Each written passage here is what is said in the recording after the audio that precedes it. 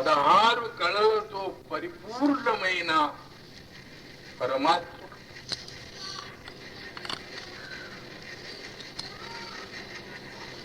మనము కాము.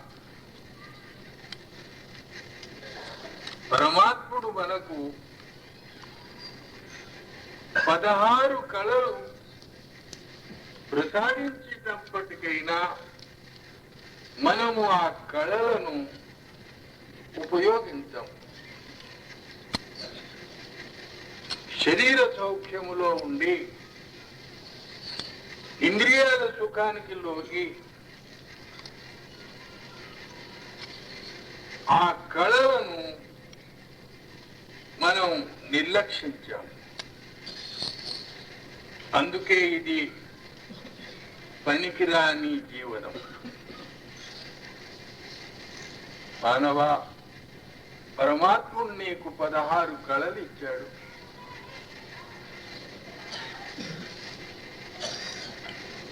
ఆ 16 కళలను నీవు ఉపయోగించినట్టయితే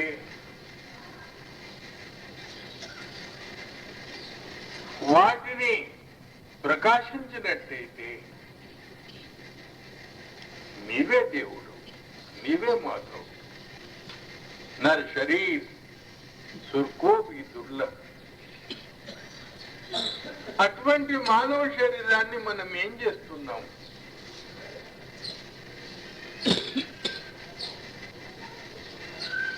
ఒకరిని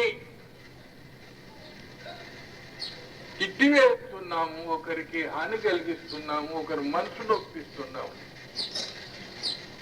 మానవుడు ఈ రోజుల్లో దానవుడుగా మారిపోయాడు.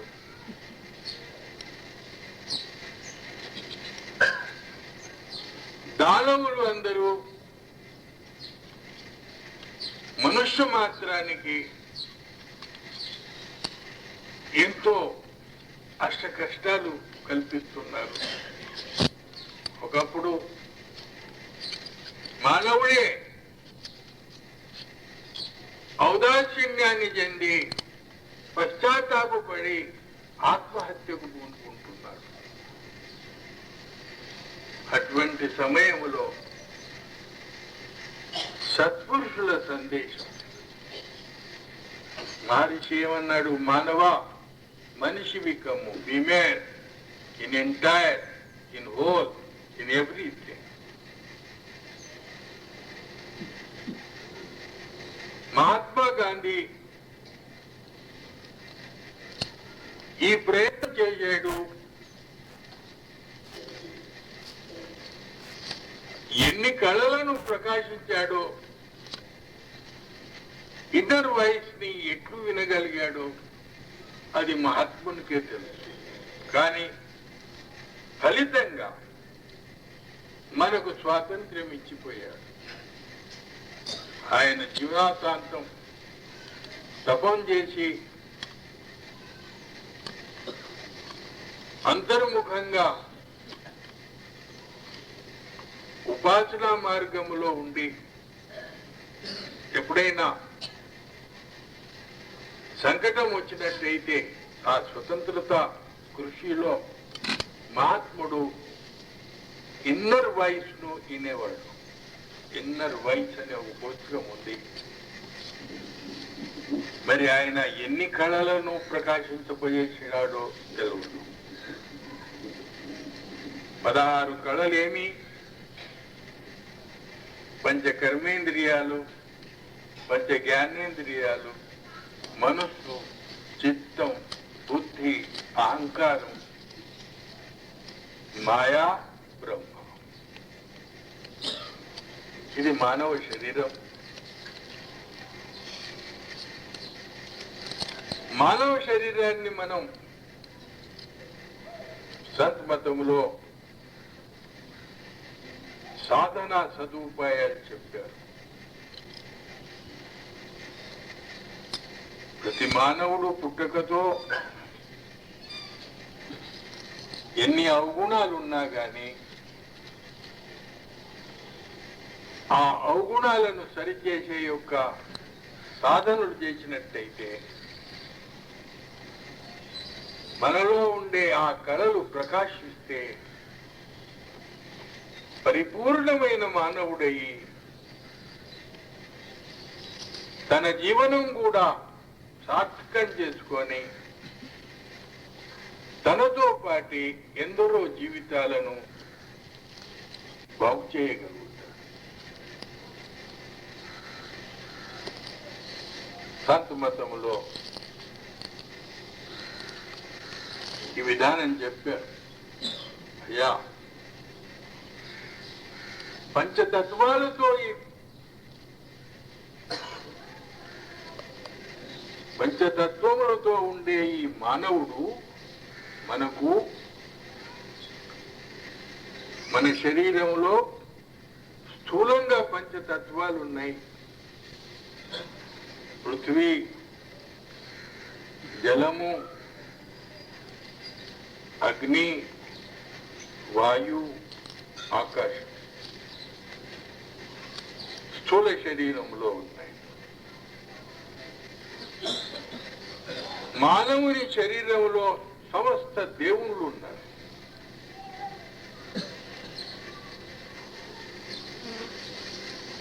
ఎప్పుడైతే ఈ శరీర సృష్టి రచన జరిగిందో ఆ పరాత్పరుడు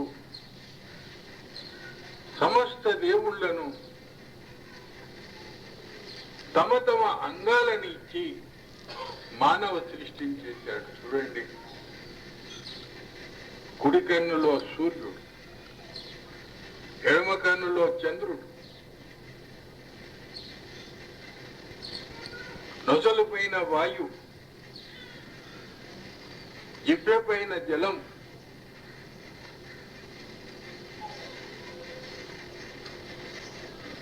ఇంతమంది దేవతలు ఉండంగా కూడా ఈ దేవతా సహాయమును తీసుకోక మానవుడు జన్మ జన్మాంతరము చేసిన యొక్క కర్మ మూలంగా 86 లక్షల యోనుల్లో తిరిగి ఆ సంస్కారాలతో ఉండి చెడ్డ పనులు చేస్తున్నాడు. చెడ్డ అలవాట్లకు గురి అయిపోయాడు. ఈ అలవాట్లను సరిదిద్దటానికి సత్పురుషుడు సులభమైన మార్గం చెప్పారు. ఆ సులభమైన మార్గం ఏది? స్థూల శరీరము నుంచి సూక్ష్మ శరీరములో ప్రవేశించాలి. సూక్ష్మ శరీరం నుంచి కారణ శరీరంలో ప్రవేశించాలి. కారణ శరీరమే మన స్వగ్రహం. రాధాస్వామి ధామ్ అంటారు చూడండి. అలగ్, అగం, అనాం, రాధాస్వామి ధామ్.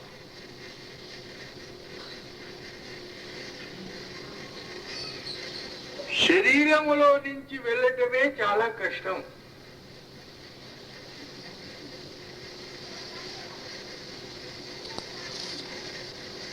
శరీరంలో నుంచి వెళ్లే వాళ్ళు పరమదయాల్ ఫకీర్ చంద్ మహారాజ్ చెప్పారు, బ్రహ్మచర్యాన్ని పాటించండి.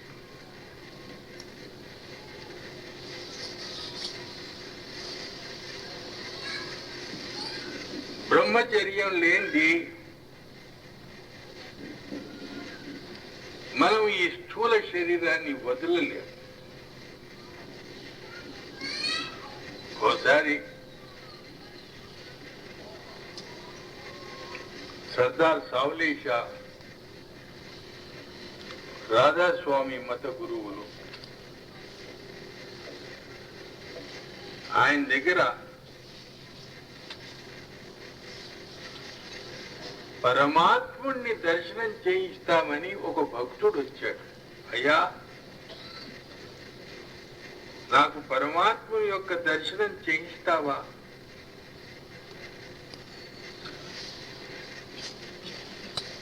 మహారాజు గారు అన్నాడు, చేయిస్తాను.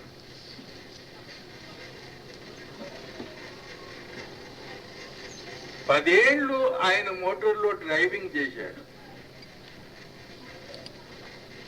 40,000 ఆయనకు గురుదక్షిణగా ఇచ్చాడు.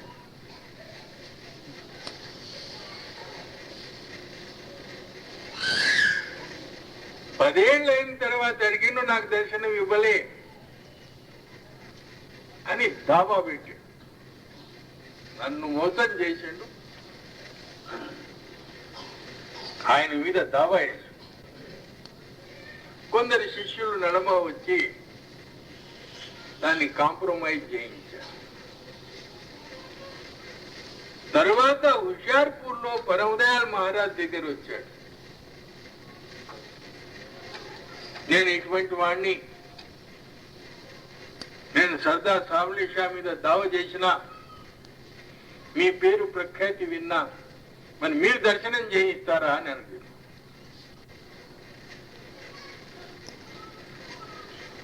మీకు బ్రహ్మచర్యం పైన చెప్తున్నాను. మహారాజు గారు అన్నాడు, ఈ జన్మలో అయితే సాధ్యం కాదు, కానీ మళ్ళీ జన్మలో కూడా ఉన్నదా లేదా నాకు డౌట్ఫుల్ అన్న.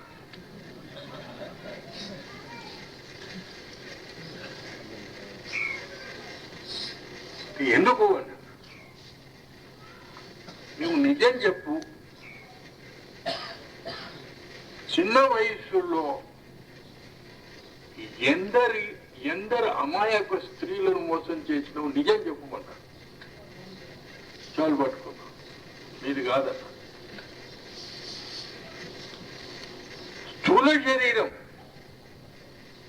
జాగ్రత్త అవస్థ, దీన్ని వదలటం చాలా కష్టం. చూడండి, మన ఋషుడు మను మహర్షి బ్రహ్మచర్యాన్ని కొరకు మను మహర్షి నియమాలు చేసిండు. ఏంటి?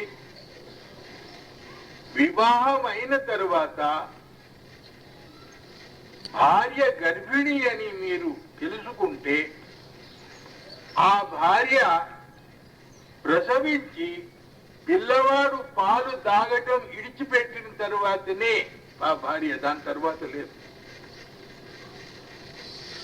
ఇది మను మహర్షి యొక్క నియమం.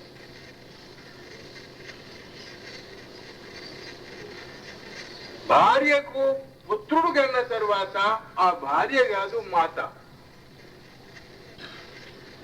శ్రీరామచంద్రుడు ఒకే పుత్రుడిని కన్నాడు, తర్వాత మళ్ళీ సంతానం లేదు, మళ్ళీ భార్యతో కలవలే.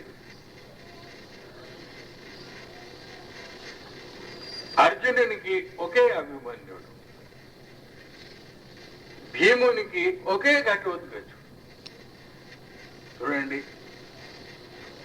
బ్రహ్మ సాక్షాత్కారం అంత సులభం అనుకున్నారా?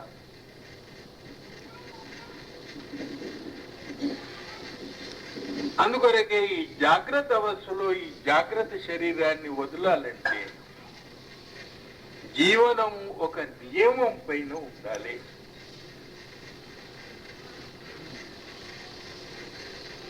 అయినా కానీ మీరంటారేమో,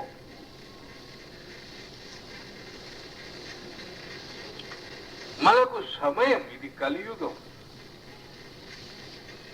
ఈ విచారం చేస్తుంటే ఔదాసీన్యం కలుస్తుంది. ఎందుకు? ఇది అసంభవం అయిపోయింది. సమాజంలో ఇది దుర్లభం అయిపోయింది. ఈ శరీరంలో నుంచి మీరు వెళ్ళాలంటే ఈ శరీరం పైన సూక్ష్మ శరీరం ఉంది,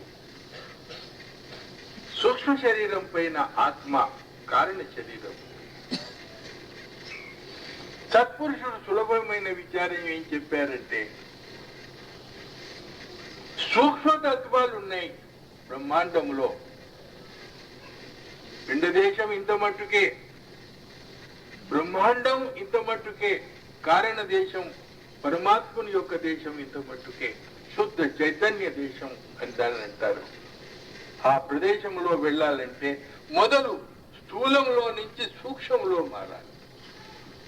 సూక్ష్మం అనగా ఇది, ఇక్కడ సూక్ష్మమైన భూమధ్యంలో సూక్ష్మమైన మిట్టి, సాదలములో సూక్ష్మమైన పాణి, పానీయం, త్రికూటిలో సూక్ష్మమైన అగ్ని, శూన్యం మహాశూన్యములో సూక్ష్మమైన వాయు, భ్రమరేంద్రములో సూక్ష్మమైన ఆకాశం, దాని తర్వాత సత్పదం. ఇది సూక్ష్మదేశం. ఈ సూక్ష్మ దేశంలో కొంత ఆహార నియమాలు, వ్యవహార నియమాలు, నీతి నిజాయితీ జీవనం గిట్ల పాటించినట్టయితే మనం సులభంగా ఈ సూక్ష్మ దేశంలో ప్రవేశించగలుగుతాం. ఎప్పుడైతే ఈ సూక్ష్మ దేశంలో ప్రవేశిస్తామో, స్థూల శరీరాన్ని వదులుతామో, ప్రపంచంలో ఉండే ఈ దుఃఖాలు మనకు సమభావములో ఉండుట వలన ప్రభావం చెయ్యి. ప్రపంచంలో ఏ దుఃఖాలు ఉన్నాయో, ఏ సుఖాలు ఉన్నాయో, మనస్సు సమభావములో ఉండుట వలన, కామ క్రోధ మద లోభములు సమభావములో ఉండుట వలన మనకు ఈ ప్రపంచంలో హాయిగా జీవించే ఒక మార్గం వస్తుంది. సుఖం వస్తే కుంగడు, దుఃఖం వస్తే దుఃఖపడు. నాకు తెలియదు, రాజేందర్ ప్రసాద్ ఆయన నిజమైన సత్పురుషుడు.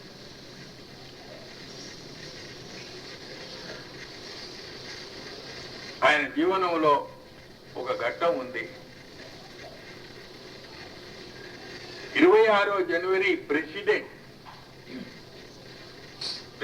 గవర్నమెంట్ ఆఫ్ ఇండియా 26వ జనవరి. ఆ ప్రెసిడెంట్ పదానికి కొన్ని పనులు చేయవలసి వస్తుంది. ఆనాడు జెండా సలామీ చేయాలి, అవన్నీ సెరిమోనియల్ అవన్నీ ఉంటాయి. ఆయనకు అక్క ఉండే, ఆ అక్క పైన చాలా ప్రేమ. ఢిల్లీలో ఉన్నాడు, టెలిగ్రామ్ వచ్చింది, అక్క చనిపోయింది. 10 గంటలకు టెలిగ్రామ్ వచ్చింది, ఎవరికి చెప్పలేదు, జేబులో పెట్టుకున్నాడు.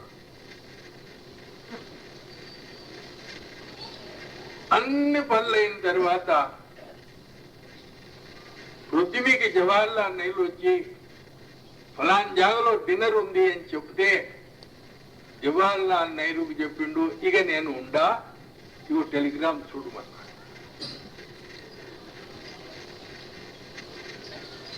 స్థూల శరీరాన్ని వదిలి సూక్ష్మ శరీరాన్ని ప్రవేశించి సతులోక ఆవరణలో ఉండే వారి స్థితి ఇది. సంతమతంలో సులభమైన ఉపాయం మీకు చెప్పారు. నామస్మరణ చేసి, ధ్యానం చేసి, అంతర్ముఖంగా ఉండే నాదమును విని ఈ స్థితిని మీరు పొందగలరు.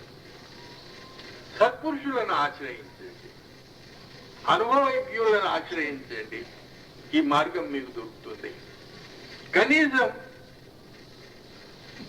మనసు సమభావంలో ఉన్న తర్వాత మీకు ఈ ప్రపంచములో సుఖ దుఃఖాలు ప్రభావించవు, మీ పైన ఏం పడవు. ఇంకో నిదర్శన చెప్తా. మా దగ్గర లక్ష్మీనారాయణ ఆలయం ఉంది. అక్కడ ఒక సత్పురుషుడు వచ్చిండు. ఇది చాలా ముచ్చట. ఊరుగు ఈశ్వరయ్య, కొట్టాధీశుడు, ఇంకా నలుగురు, నేను ఆ సత్పురుషుని దర్శనానికి వెళ్ళి కొన్ని ప్రశ్నలు కొంచెం సంప్రదిస్తున్నాం. ఆ సంప్రదిస్తుంటే టెలిగ్రామ్ వచ్చింది. చదువుకున్నాడు. ఎవరా అక్కడ అన్నాడు. అయ్యా, ఉడుకు నీళ్ళు చేయమన్నాడు. వేడి చేయి. మళ్ళీ మాతో మాట్లాడుతున్నాడు.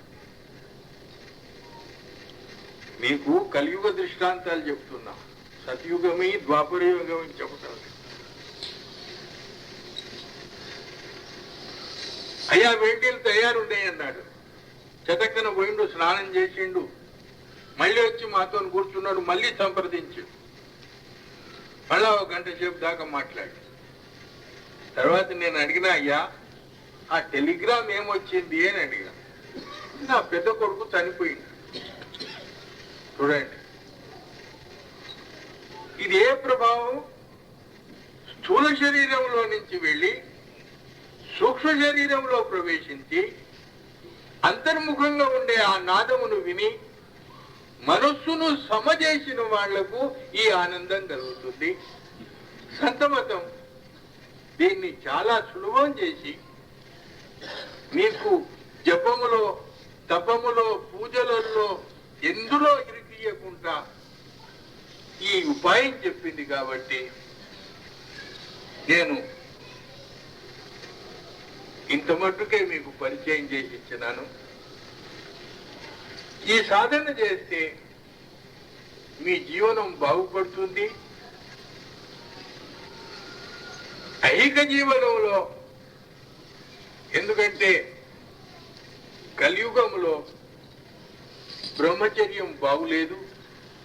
ఆనాడు భీష్మాచారి అస్కలిత బ్రహ్మచారి ఉండంగా కూడా ఆయన ప్రాణం ఉత్తరాయణంలో పోయేది ఆపి దక్షిణాయనంలో వెళ్ళితే ఆపుకున్నాడు. ఉత్తరాయణం దక్షిణాయనం ఇది కాదు, సంక్రాంతి కాదు. ఉత్తరాయణం ఇక్కడి నుంచి ప్రాణి పోవాలి, ఇది ఉత్తరాయణం. సాధారణంగా అందరు ప్రాణి దక్షిణాయనంలో నుంచే వెళ్ళిపోతుంది. అంత తపస్సు చేసి కూడా దక్షిణాయనం యొక్క చిన్నది ఆయన గుర్తుపడే వరకు ఆడికే ఆగిపోయిండు. ఉత్తరాయణంలో ప్రయత్నం చేసి వెళ్ళిపోయాడు. ప్రాణి క్రింది నుంచి పోకూడదు,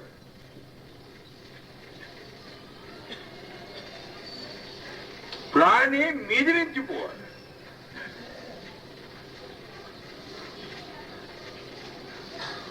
సత్పురుషుల యొక్క సాధన ఇది.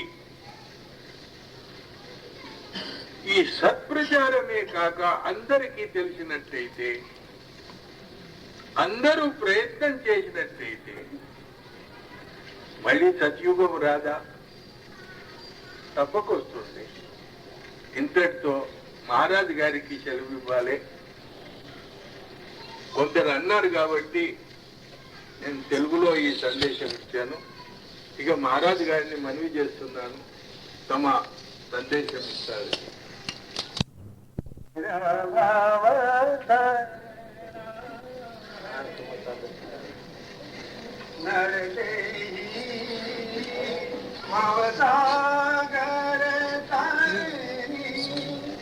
दया से हाथ में आई नर देही भवसागर तरी दया से हाथ में आई जो कोई इसका सहारे न जाए जो कोई इसका सारे न जाना तीर्था जन्म गवाए नाम सुमेर भव तरना नाव पड़ी मझधार में तेरी केवट सती गुरु पूरा नाम सुमिर जा भव जल पारा नाम सुमिर जा भव जल पारा जो माया रण सूरा नाम सुमिर भव तर मंत्र नाम मंत्र सेवक में आवे, काल कराला नागा, नाम मंत्र सेवक में आवे, काल कराला नागा।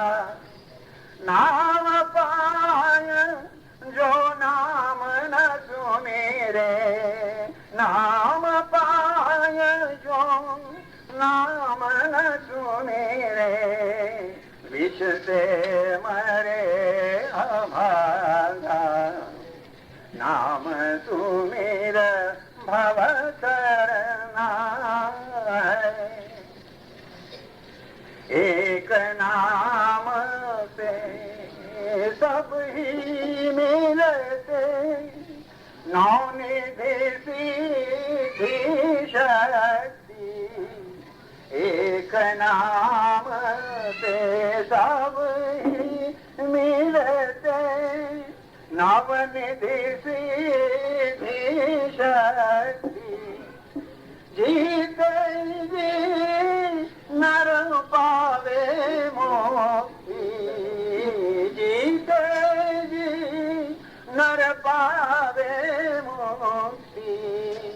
करे जो नाम की भक्ति, नाम सुमेरा भाव करना है। राधा स्वामी नाम सार है, सार सार का सारा। राधा स्वामी नाम सार है, सार सार का सारा। जो कोई सुमिरे नाम निरंतर, जो यह सुमिरे नाम निरंतर, सहज जाए भव पारा। नाम सुमिर भव तरना, नाम सुमिर भव तरना। नर से भव सागर तरनी, दया से हाथ में आए। जो कोई इसका सार न जाना, जो कोई इसका सार न जाना, तीर्था जन्म गवाए। नाम सुमेर भव तरना है, नाम सुमेर भव तरना है।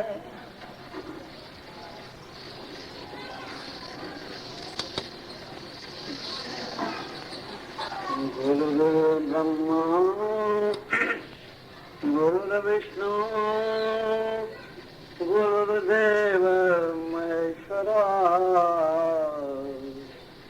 गुरुर् साक्षात् परब्रह्म तस्मै श्री गुरुवे नमः। परम सत्यस्य अवतारं परम पूजं सत्संगिनां मानवस्य परमेष्ठं फकीरं वन्दे जगद्गुरुं।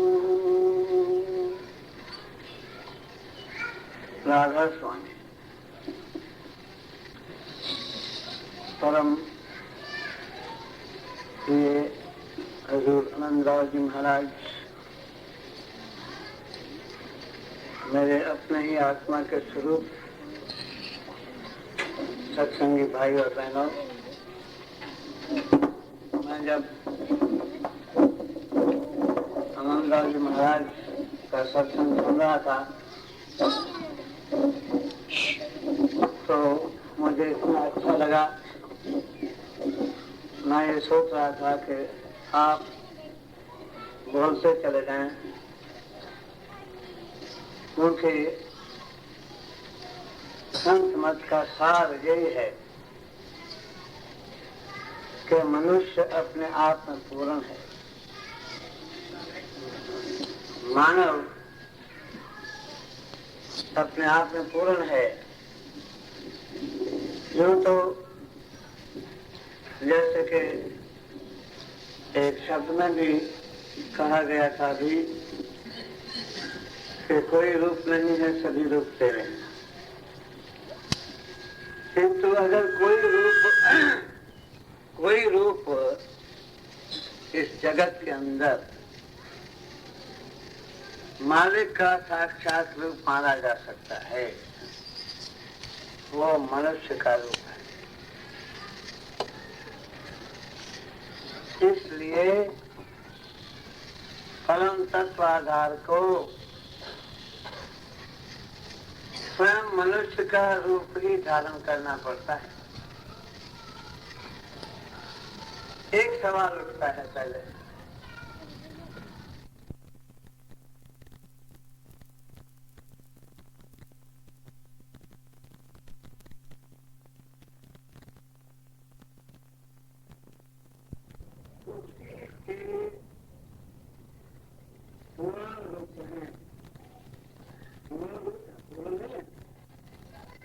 वो है पूर्ण रूप हमें, ये फर्क है।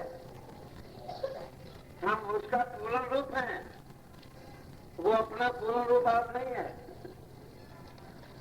वो तो रूप से परे, उसका पूर्ण रूप हमें। इसलिए संतों ने संत को मनुष्य को ईश्वर का बनाने वाला माना है। यहाँ हुआ जब पतित को सबको पतित पावन बना, तो मनुष्य ही पूर्ण रूप मालिक का है। जैसे कि महाराज जी ने आपको बताया बहुत सुंदर तरीके से, सरल तरीके से, कि भाई ईश्वर क्या है। ईश्वर के उसके तीन शरीर माने गए हैं, विराट, अव्यकृत और हिरण्यगर्भ। के ईश्वर को ईश्वर से दूसरे मानते हैं कि वो सर्वशक्तिमान है, सब शक्ति उसके पास, वो सर्वज्ञ है, सब कुछ जानता है, उसका मन परिपूर्ण मन है। और वो सर्वव्यापक है। कैसे सर्वव्यापक है? क्योंकि उसका कारण शरीर प्रकाशमय है, प्रकाश हर जगह मौजूद है। अब प्रकाश में तो ब्रह्म कहते हैं, और क्या। आपने बताया कि मनुष्य जो उसका पूर्ण रूप है, ईश्वर का सूर्य रूप, सर्वशक्तिमत्ता, ब्रह्मरूप, वो आपका शरीर है। और शरीर के अंदर जो सृजन शक्ति है, जो ब्रह्मचर्य की शक्ति है, वो मालिक का स्थूल रूप। मैं समझ रहा था, मेरे सामने मैंने गलत नहीं समझा जाता। और वो जो स्थूल शरीर है, जैसे कि विराट है, वो अपने आप में पूर्ण नहीं है। उसको पालन पोषण करने वाली जो ताकत, जिसको कि सर्वज्ञता या ब्रह्मांडी मन या अव्यकृत कहते हैं, वो मनुष्य का मन है।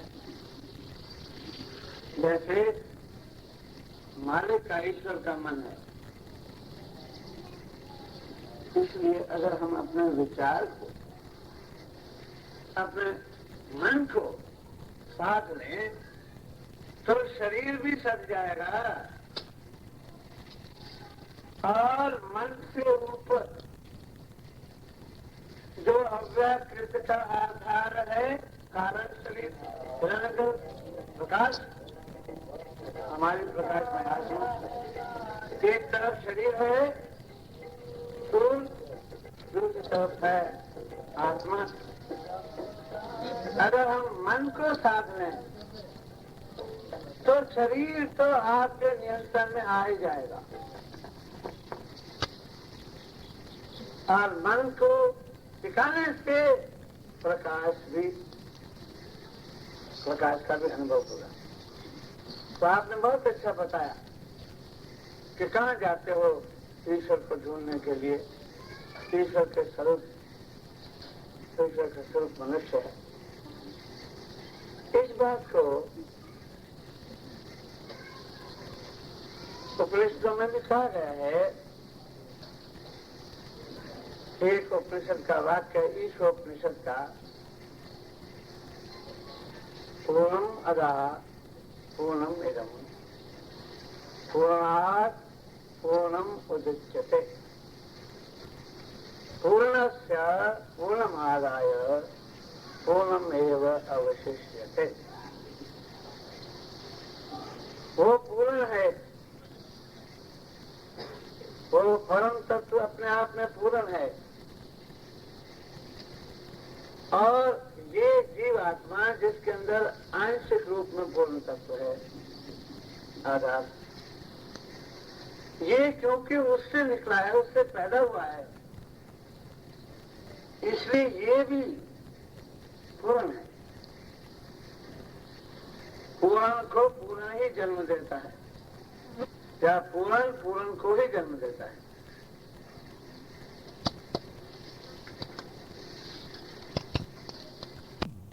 मनुष्य को जानो तो ईश्वर का ज्ञान हो जाएगा। उपनिषद में यही कहा है कि क्योंकि पूर्ण का अंश है हम, उस पूर्ण को जानने के तो हर एक के बस की बात नहीं। हर एक आदमी संत नहीं बन सकता। बन तो सकता है, बनता नहीं है। बन सकता है,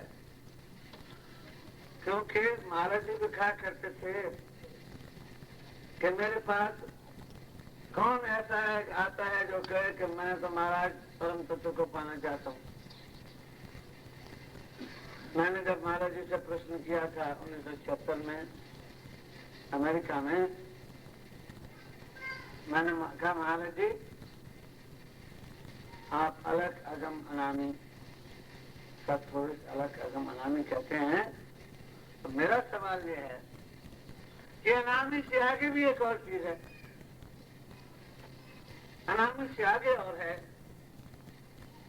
तो मुझे सबकी कहने ये सवाल मुझे किसी ने नहीं किया, ये सवाल किसी ने नहीं किया, इसलिए तो मैं तुम्हें कहता हूं कि तुम मेरा काम कर लो। उन्होंने बताया जो अभी महाराज जी ने बताया। मैंने कहा कि ये अनामी, मैंने अनामी से आगे ब्राह्मण ग्रंथों में लिखा हुआ है जो किसी ने पढ़े नहीं है।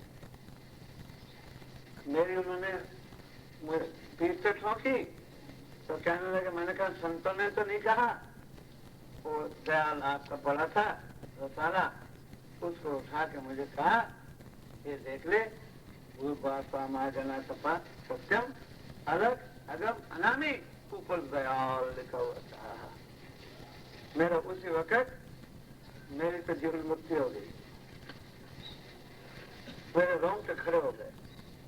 मैंने नमस्कार तो पहले कहता महाराज जी को, मैंने कहा परम दयाल जी आपको सब संतों को नमस्कार। ये जिज्ञासा आपके अंदर है तो सही, लेकिन उसको सुनते नहीं है। हम शरीर की जरूरतों को सुनते हैं, शरीर की जरूरत पूरी कर देते हैं। मन की जरूरत को सुनते हैं, उसको पूरी कर देते हैं। हालांकि जब अगर शरीर की जरूरतों को पूरा करते चले जाओ कभी खत्म नहीं होती, कभी खत्म नहीं होती। अगर कोई समझे कि मैं ज्ञानेंद्रियों की अपनी इच्छाओं की तृप्ति करने से मुझे शांति मिल जाएगी, कभी नहीं मिलेगी, कभी नहीं मिलेगी। क्योंकि ये तो इसकी तृप्ति करना तो आग में घी डालना है, घी डालते जाओ और भड़कती कहाँ इसका अंत है? इसका अंत बसंत वाले संत बताते हैं। इसका अंत अपने आप खुद कर सकते हैं। नहीं तो तृप्ति खत्म नहीं होती, इच्छाएं बढ़ती चली जाती हैं। मैं आपको एक थोड़ा छोटा सा अनुभव बताता हूँ। और वास्तव में अपना अनुभव है। बचपन से मुझे दो चीजों से निवृत्ति थी। एक ये कि मुझे पैसे का कभी लालच नहीं था। दूसरा ये महाराज जी, मैंने कभी अपने जागृत अवस्था में जानबूझकर किसी से ईर्ष्या नहीं की, होती नहीं ईर्ष्या मुझे। तो ये मेरे बचपन से ये मेरी तबीयत थी, स्वभाव था। तो भाग्य से जब मेरा विवाह हुआ, ये बड़े अच्छे खानदान से थी, इनको पैसे की दृष्टि से, लेकिन इनमें भी ये प्रवृत्ति तो जरूर थी। मैं जब अमेरिका पहली दफा गया तो वहां पर जब हम गए, देखो आजादी, गोधन गजधन भाजधन सर्व रतन धन खान, जब आवे संतोष धन सब धन धूलि समान। इसको अगर सिमरन करें, हम याद करें, ये भी नाम सिमरन है, तो तब हमें आनंद मिल सकता है। तो पहली दफा हम गए, अब उस वक्त हमारी अपनी कार नहीं थी। अमेरिका के अंदर मोटर कार रखना कोई बड़ी बात नहीं है, भंगी की भी मोटर कार होती है। हर एक अपनी मोटर कार तो बहुत सस्ती मिलती है वहां पर। अक्सर लोग यहाँ से जाते हैं, न्यूयॉर्क के गंदे मकानों में रहते हैं और एक मोटर कार ले ली, $400 की, फोटो खिंचवा के बेटे ने भेज दी पिता को, ये मेरी मोटर कार है। वहां उसकी जिंदगी देखो बहुत खराब होती है। तो पहली बार हम गए, कोई मोटर कार हमने नहीं ली। उसका परिणाम ये था कि वहां के लोग बहुत अच्छे, मेरे जो दूसरे प्रोफेसर थे, छात्र थे, जब कहीं जाना हो कहीं लो आप चलो हमारे साथ। अपनी मोटर कार नहीं थी, सभी मोटर कारें अपनी थी। तो 1957 में महाराज जी की आज्ञा से मैं अमेरिका गया पढ़ाने के लिए। इस बार मुझे कम से कम 2 साल रहना था। और वहाँ एक अच्छी बात ये होती है कि आपकी तनख्वाह जुलाई महीने से शुरू हो जाती है। मैंने काम तो सितंबर से शुरू करना था, जुलाई से मेरी तनख्वाह उस कॉलेज में शुरू हो गई और मेरे बैंक में मेरा अकाउंट था, उसमें तनख्वाह जमा होनी शुरू हो गई। हम सितंबर को पहुंचे, 15 सितंबर को, तो बैंक में काफी पैसा जमा था। बैलेंस, बैंक बैलेंस जो होता है तो माइंड के ऊपर भी बैलेंस रहता है, बैंक बैलेंस नहीं होना चाहिए। जितना बैंक बैलेंस है उतना रहता है। क्या है, पहले यहाँ तो ये है कि इनकम टैक्स वालों से डरते हैं लोग, खाम में क्यों रखा जाए बैलेंस। तो 2-4 दिन के बाद कॉलेज जहाँ मैं पढ़ाने जाना था मुझे, वो कॉलेज कोई 2 फरलांग पर था, मकान किराए पर लिया था। और जब हम गए तो 3 अटैची केस, एक मेरा, एक भागता, एक हमारे छोटे लड़के का, बड़ा लड़का भी रहता था। 3 अटैची केस लेके गए थे सब दिन को। तो वहां जब पहुंचे, हमारा विचार, मेरा विचार तो नहीं है, भाग मास्टर ने कहा कि भाई ऐसा करें, अब तो आप रहना है 2 साल, तो मोटर ले लें, कार ले लें। मैंने कहा अच्छी बात। तो वहां पर एक बैंक का मैनेजर था, मिस्टर द्विवेदी, वो मुझे पहले से जानता था। मैंने उसे कहा भी मोटर लेनी, कार लेनी है। उनका सबसे सरल तरीका ये है कि हम अगले हफ्ते जो बैंक के पास कारें मॉर्टगेज वैन होती है ना, तो पैसे नहीं दे सकते, उनको बेच डालते हैं। क्या हम निलाम करेंगे, अच्छी से अच्छी कार बहुत सस्ती मिल जाएगी। मैंने कहा ठीक है। तो हम गए वहां पर, तो एक गाड़ी थी, बहुत अच्छी गाड़ी थी, कस्टम फोर्ड 8 सिलेंडर की 35,000 मील चली थी, 1965 की गाड़ी थी। जब उसकी बोली देने लगे, किसी ने कहा $300, मैंने कहा 325, 350, करते करते किसी ने कहा 900, मैंने कहा 915, तो उसने 1, 2, 3 करके गाड़ी दे दी। अब मुसीबतें शुरू होती हैं।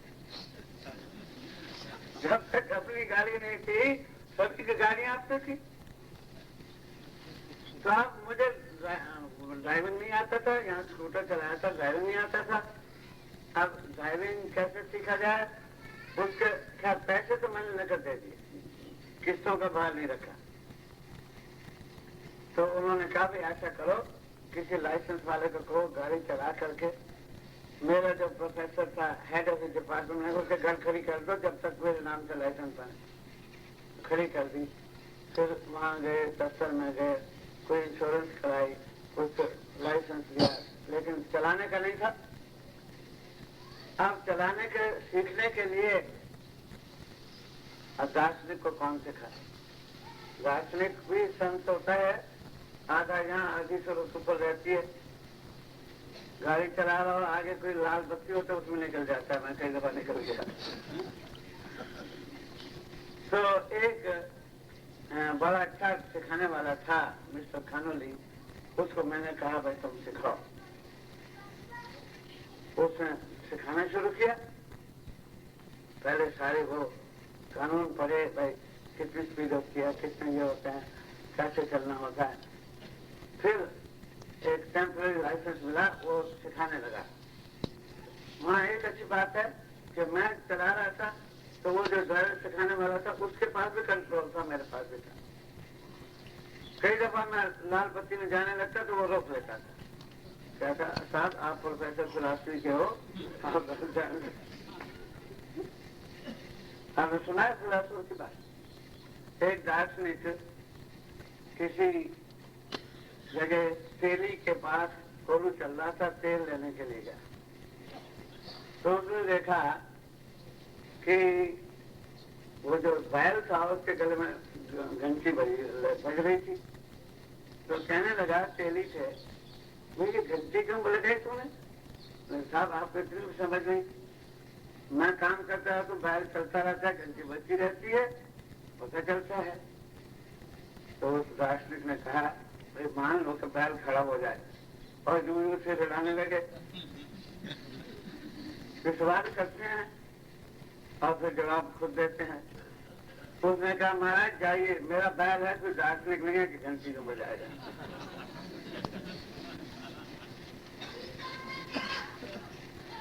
तो हमारी तो ऐसे स्मृति रहती थी इसके दर्शन की वजह से नहीं।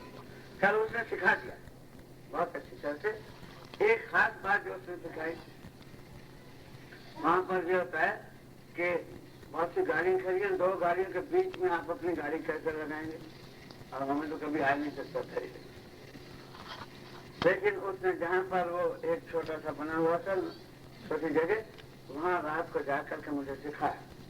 गैर कानूनी नहीं था, सब चीज वहाँ सिखा दिया कि ये आखिरी चीज है, इसको 3 बार ऐसे करना, 2.5 बार ऐसे, 1.5 बार ऐसे, 1.5 बार इस तरह घुमाना। तो सर जब मैं गया लाइसेंस लेने के लिए, वो पुलिस वाला मेरे साथ, जहाँ सब ठहरने का ठहरा, जहाँ रुकना था रुका, जहाँ कम होना चाहिए सब खूब आकर के मैं पहुंच गया। उसने कहा बस अब आप ये कराइए, पीछे इसको पार्किंग करो, वो छोटी जगह, वो भी कर दी। बस अब आनंद आ गया, अब हमें लाइसेंस मिल गया। लाइसेंस मिल गया तो मैं घर आया। शाम को मुझे जाना था कॉलेज में। मैंने कहा कॉलेज अभी 2 घंटे रहते हैं। मैंने बाहर को कहा, मैंने चलो आज हम आपको ड्राइविंग दिखाया। आज तो ठीक हमें लाइसेंस मिल गया। तो उनको मैंने दिखाया, वो राइट साइड पर बैठी, वहां पर बाएं को होता है चलाने का। मैंने पेटी वेटी बांधी और उनको कहना भूल गया कि पेटी बांधो। वो बैठी थी आराम से। तो हमारी गाड़ी जो थी हमारे घर के सामने हमारे उसके साथ लगी हुई थी, जो फुटपाथ होता है, और उसके आगे चौराहा था। उस चौराहे पर मुझे दाएं हाथ को बोलना था। तो मैंने वो जैसे पढ़ा था कि पहले उसको सिग्नल करो, इंडिकेटर किया, पीछे देखा कोई भी आ रहा, बड़े प्रेम से मैंने धीरे धीरे गाड़ी निकाली। मैंने धीरे धीरे निकाल रहा था, वहां तो तेज जाते, हल्का तो एक निकल गया, दो निकल गया, तीन निकल गया, मैं बड़े आराम से चल रहा था। चौथा आया, पीछे पों पों पों करने लगा। वहां पर कोई हार नहीं बजाता जब तक कि किसी को बुलाना ना हो, कोई मित्र हो उसको कहने के लिए बोला हम करते। अब मैं बड़े प्रेम से घूम रहा था दाएं हाथ को अल्बर्ट मेल एवेन्यू पर, तो वो आदमी जो था कार में आया, वहां से गुजर करके सामने जाकर के गाड़ी खड़ी करके फिर पों पों कर रहा। तो बाहर ने कहा शायद कोई आपको मिलने आया है। ठीक है, मैं जो चला रहा था तो मैंने कहा मिलने आया है तो ब्रेक लगाऊं, लेकिन ब्रेक लगाने की बजाय मैंने एक्सीलेटर पर पाँव दबा दिया।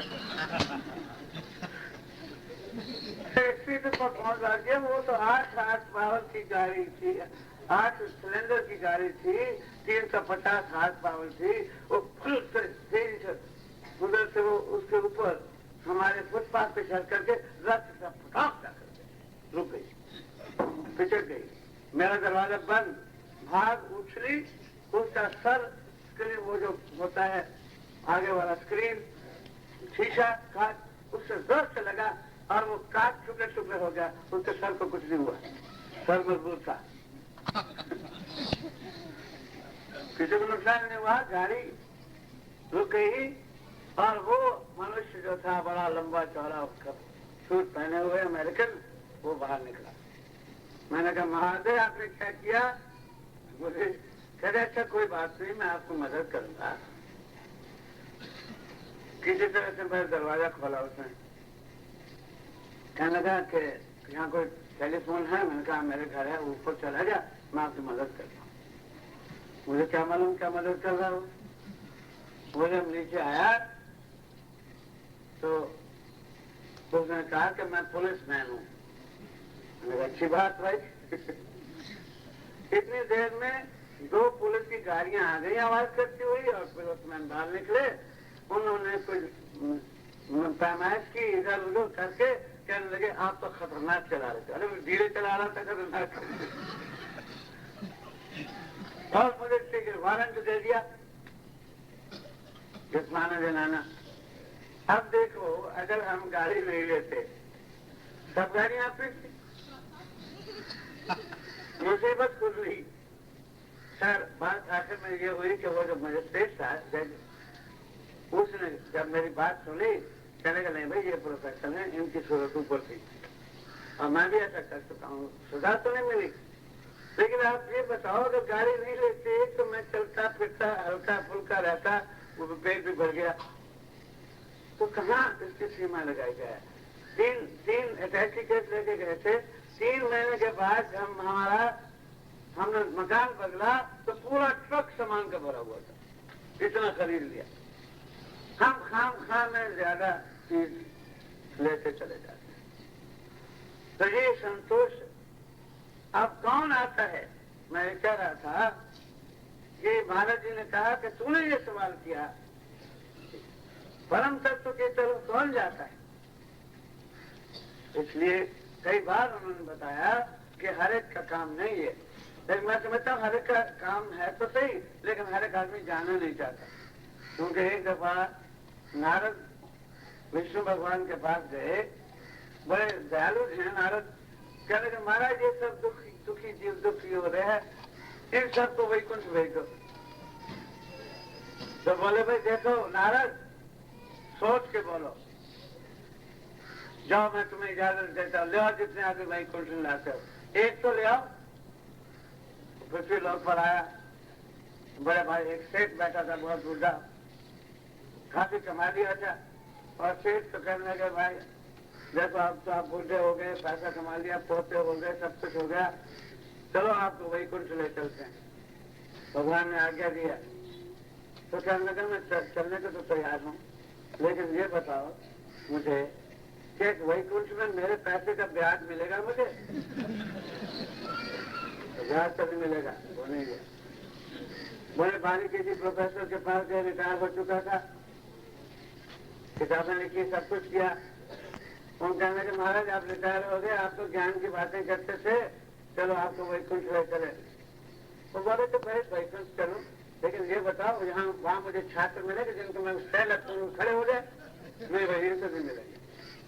वो तो ये रहते कि सबके पास गया, कोई भी नहीं गया। जब आखिर उन्होंने एक सूअर को तैयार किया, सूअर को कहा भाई तेरी जिंदगी खराब है, सब तुझे पीटते हैं, चल तू ले, तुझे ले चलते हैं वैकुंठ। उसने कहा समाज बहुत अच्छा आनंद होता है माँ।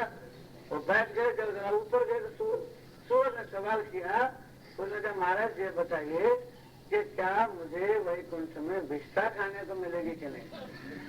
मैं ये तो नहीं मिलेगा, उतारो बेटा। तो नहीं जाना चाहते, लेकिन मैं बता रहा था कि मनुष्य के अंदर वो शक्ति है। एक सवाल मेरे मन में फिर आता है, सब लोग सबक मन में आते, कभी न कभी आप ये सोचते हैं कि जो पूर्ण परमात्मा है, हम पूर्ण हैं, खामखा में हमें क्यों उस जगह में डाल दिया, फिर क्यों दिया दूर? जगत का कारण क्या है जगत बनाने का? कुछ लोग कहते हैं कि ये मालिक की लीला है, ये जवाब देते हैं। तो लीला आए, उसकी लीला है, उसका ये स्वभाव है। जैसे कि एक हीरा है, राजा दयाल, एक हीरा है, हीरा अपनी खिलौने बाहर फेंकता है, जब बाहर फेंकता है तो वो जगत हो जाता है, जब वो वापस समेट लेता है तो वो जगत नहीं होता। नाम जब गुप्त रहता है अनाम, जब प्रकट होता है तो उसका नाम। ये तो स्वभाव है, जैसे हीरा किरण फेंकता है, लेता है, फेंकता है, लेता है। नाच में ये कैसी है कि उसका ये स्वभाव है, लीला है। लेकिन इस पर एक सवाल उठता है कि वो लीला क्यों, कि वो लीला क्यों? वो लीला इसलिए हम उसी के अंश हैं, हम उसके प्यारे हैं, वो हमारा प्यारा है, हम उसको ढूंढने आए थे, हम भूल गए, उसको ढूंढते ढूंढते यहाँ पर गए। और इसलिए दया के कारण वो संतों का अवतार लेता है और मनुष्य का अवतार लेता है। हम इसलिए आए, मनुष्य का जामा कामिल जामा है। इस दृष्टि से वो देवताओं से, ईश्वर परमेश्वर से ऊंचा है, क्योंकि यहाँ आकर के भूत स्वा महाजना तपा सत्यम सब हमारे अंग हैं। यहाँ आकर के दूर टूटने का मालिक दयामय है, प्रेममय है। उसने हमें प्रेम का अनुभव कराने के लिए दूर फेंका। आपको प्रेम का अनुभव तब होता है जब आप विरह में होते हैं, जब अलग होते हैं, तब आता है कि प्यारे के पास चलो। मैं समझता हूँ कि इस जग का कारण जो है, हमें प्रेम का अनुभव कराने के लिए मालिक ने फेंका, ताकि हम भाग कर दौड़ कर वापस उसके पास। इसलिए मनुष्य पूर्ण, देवता तरसते हैं। ये बात इस आज के शब्द में है। आज बोलिए, नाम सुमिरो, नाम सुमिरो भव तरना है, नाम सुमिर भव तरना है, नर देहि भव सागर तरने, दया से हाथ में आई, जो कोई इसका सार न जाना, बिरथा जन्म गवाई, नाम सुमिर भव। नाम सुमिर भव करना है। भव आपको बता दिया, मालक को बता दिया। शरीर भव है, मन भव है, और कारण शरीर भी भव है। इस भव से करने का मतलब अपने प्यारे से मिलने के लिए इन तीनों से दूर जाना पड़ेगा। इन तीनों में आए, इनका आनंद भोगो। शरीर की रक्षा के लिए ब्रह्मचर्य करोगे, शरीर का आनंद भोगोगे, और मन को शुद्ध करोगे, संकल्प को शुद्ध करोगे, तो शिव संकल्प होने से एकदम शरीर भी स्वस्थ रहेगा।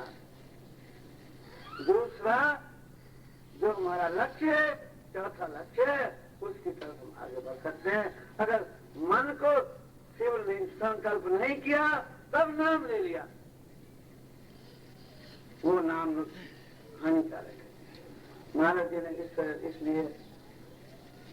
इसलिए गृहस्थियों के लिए खास कर कहा है, बार बार कहा है कि आप मंदिर में घंटे मत बजाओ, आप ज्ञान की बातें मत करो, ध्यान भी मत लगाओ।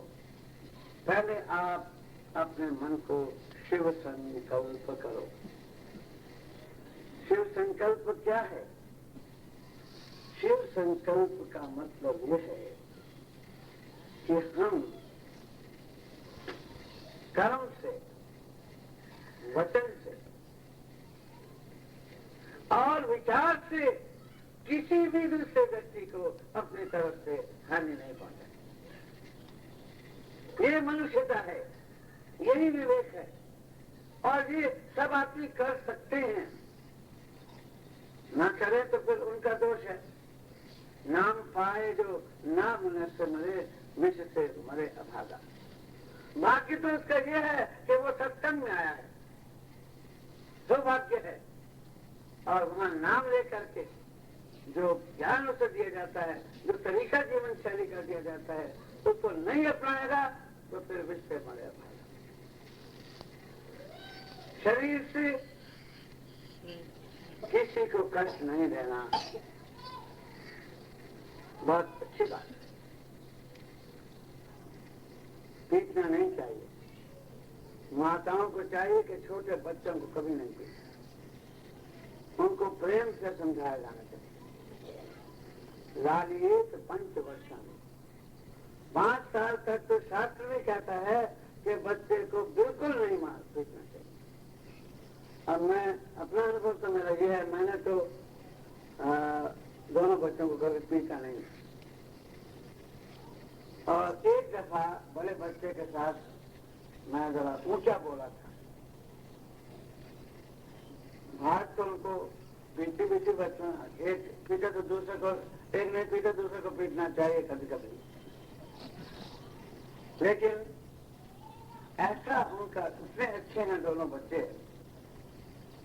कि मैं जब ऊंचा बोला तो बड़ा लड़का मेरा था, वो रो पड़ा।